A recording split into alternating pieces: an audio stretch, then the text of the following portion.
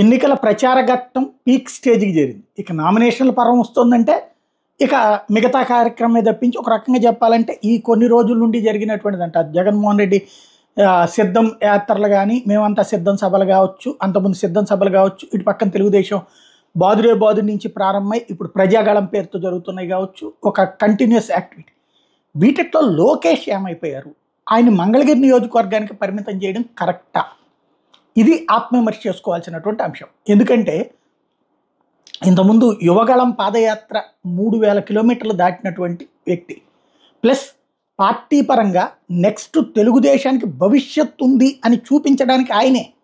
చంద్రబాబు గారు వయసు రీత్యా ఆయనకి సంబంధించి ఇబ్బందికరమైనటువంటి వయసు నెక్స్ట్ ఇప్పుడు. కాబట్టి తెలుగుదేశం తదుపరి వారసుడు ఎవరు? లోకేష్. ఇప్పుడు కదా అతనికి ఈ టైం కదా, పీక్ టైం కదా అతను వినియోగించాల్సింది. ఎందుకు వినియోగించట్లేదు తెలుగుదేశం పార్టీ? ఇది వెంటనే చిచ్చు పెట్టడం, ఇలా మాట్లాడే మూర్ఖుడిని నేను పట్టించుకోను. కానీ ఇక్కడ పాయింట్ నేను మొట్టమొదటి నుంచి చెప్తా, లోకేషే తెలుగుదేశం పార్టీకి సరైన వారసుడు. ఎందుకంటే జూనియర్ ఎన్టీఆర్ వచ్చేటప్పుడు కష్టం. ఎందుకు? అతనికి ఇంట్రెస్ట్ లేదు రాజకీయాల మీద, తను ఏదో ఒక ఎజెండాతో ఉన్నాడు. కాబట్టి అతని ఎజెండా తను డైరెక్ట్గా అవ్వటం, ఇక్కడ పార్టీ ఇదంతా కూడా తన దగ్గరికి రావాలన్న రూట్లో ఉన్నాడు. కానీ పార్టీ పడిపోతున్న టైంలో నిలబెట్టినటువంటి వాడు లోకేష్. యువగళం పాదయాత్ర పెద్ద ఎత్తున చేసినోడు లోకేష్.